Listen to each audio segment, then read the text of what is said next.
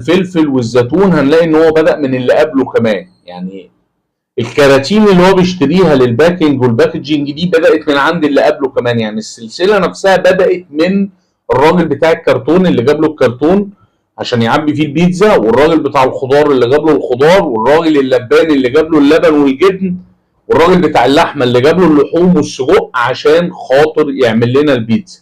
ده مثال. طب ما تيجي ناخد مثال تاني بسيط جدا. الموبايل ده لو انا افترضنا ان ده موبايل سامسونج، هي ايه سلسله الامداد بتاعته؟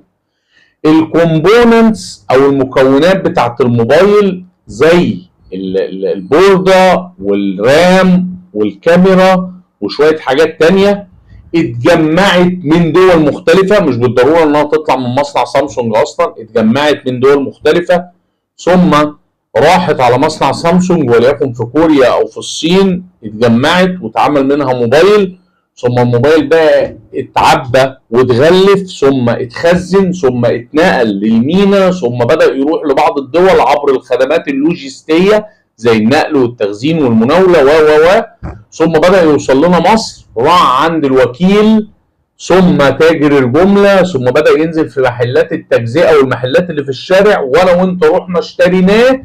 بس كده؟ لا ده مش بس كده، وبعد 6 شهور 7 شهور طلع في مشكله رجعنا بيه لخدمه ما بعد البيع كمان. او كل ده سلسله امداد التليفون ده، كل ده السبلاي تشين بتاعت الموبايل ده. الفكره انك لازم تبقى عارف ان مش بالضروره ان انا لازم اكون السلسله